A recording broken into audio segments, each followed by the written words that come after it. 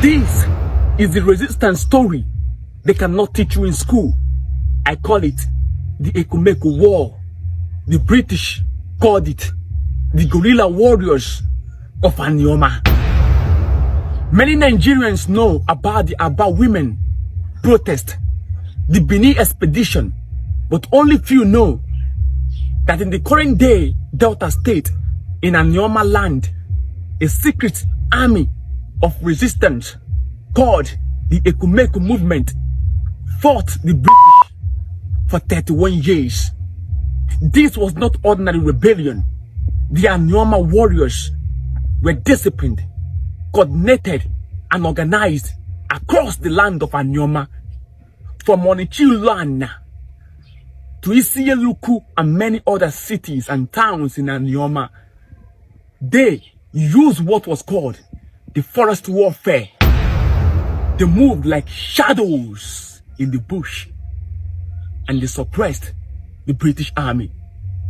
Whenever the British attacked a village, the news would spread very quickly, and they could make fighters who respond with forest warfare. The colonial government called them terrorists, but they were freedom fighters.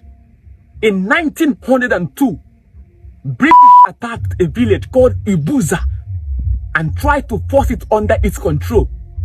But guess what? The Ekumeku fighters ambushed them using forest warfare. They moved like shadows, and that day they died a lot of British soldiers. In 1909, there was an uprising. The Ekumeku fighters attacked and ambushed British posts. They burned colonial structures and pushed back the colonial army of the British. But in 1914, the British came back using sophisticated weapon. They called it the Maxim gun. They raided villages and burnt down towns. Our people were broken. Tears flowed. The British tried to break the spirit of resistance and courage of the Anioma warriors. In 1914, the Ekumeku movement was crushed. That same year, Nigeria was amalgamated. Listen, the Ekumeku movement might have been crushed, but the Ekumeku warriors did something. Ekumeku warriors proved that colonization was not smooth, and it was never welcomed. Ordinary men and women with no weapon but a spirit of courage and resistance hold the British army for 3 decades, making the Anioma region one of the hardest regions for the British to control. Their stories rarely told because the colonial narrative painted them as troublemakers. But they were freedom fighters, just like the Mwamwa in Kenya and the Ashanti in Ghana. Africa, modern day Tankwaya will uphold their stories and their legacy for the next generation to see and to hear from oral and written history.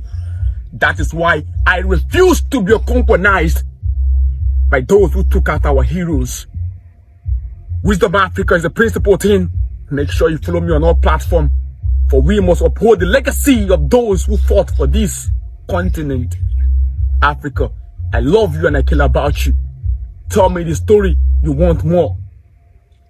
If you want more, tell me. But then they tell me more, and I will tell you more. Wisdom Africa is the principal thing.